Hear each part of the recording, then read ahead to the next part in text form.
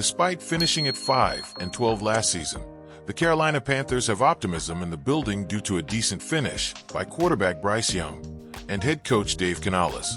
In his first 2 games, Young had performed so poorly that Canales benched him in favor of veteran Andy Dalton. But following a 1-6 start, the team reverted back to its number 1 overall pick, as there was nothing else left to lose. Under an owner in David Tepper that doesn't have the patience to lose games, Canales' influence was perhaps felt in reinserting Young back into the lineup, where he threw for just under 2,500 yards with 15 touchdowns, while also running for 6 touchdowns on the ground and in the process showing he could be the dual-threat franchise quarterback the team had hoped for when they drafted him number 1 overall in the 2023 NFL Draft.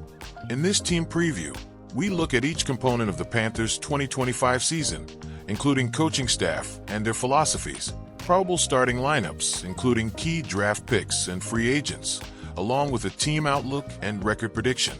We, of course, start with GM Dan Morgan and head coach Dave Canales.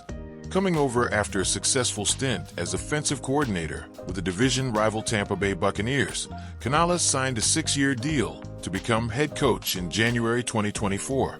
Despite the team's sub-500 record in 2024, there were some bright spots offensively. In addition to the progression of Young, running back Chuba Hubbard rushed for nearly 1,200 yards, caught 43 passes out of the backfield, and scored 11 total touchdowns from scrimmage.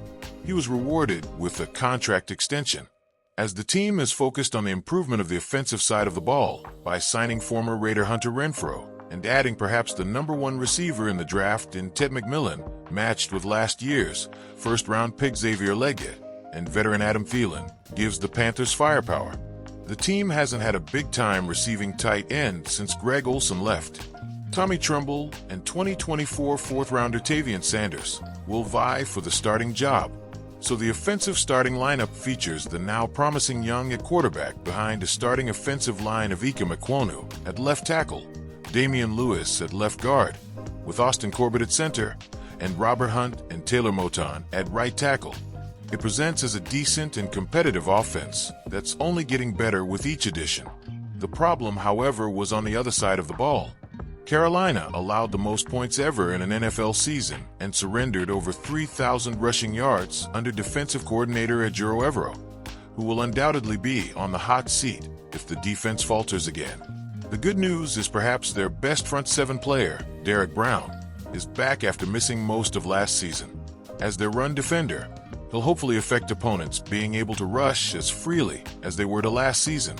332-pound interior lineman Bobby Brown and Tershawn Wharton fill out the rest of the line portion of their 3-4 base package, though Wharton could possibly be challenged by Sean Robinson.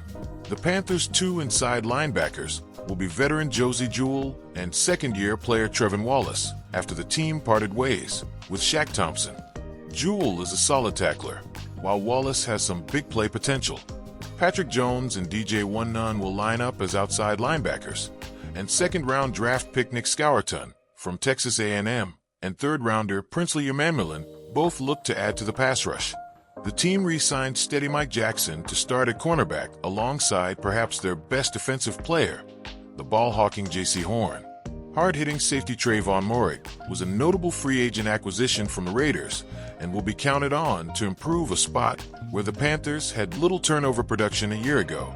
Demani Richardson will man the other safety spot, while Chow Smith-Wade will play nickelback on passing downs. The team is experiencing significant turnover on special teams, replacing both kicker and punter. Despite kicker Eddie Pinheiro hitting on nearly 85% of his attempts, he wasn't brought back, and now there's been an open competition between journeyman Matthew Wright and rookie Ryan Fitzgerald of Florida State. Meanwhile, replacing punter Johnny Hecker with another veteran in Sam Martin.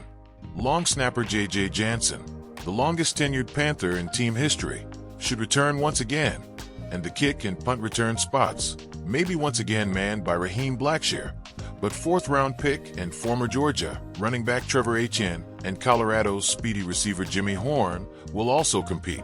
Overall, it's been nearly 8 seasons since the Panthers have seen the postseason, and owner David Tepper wants to win right now. And for their sake, the hope is that Bryce Young continues his upward trajectory, while the defense incrementally improves, with the return of Derrick Brown and the addition of the pass rushers they added in the draft, combined with the development of receivers Leggett and McMillan, with the steady running of Hubbard with a little luck also going their way.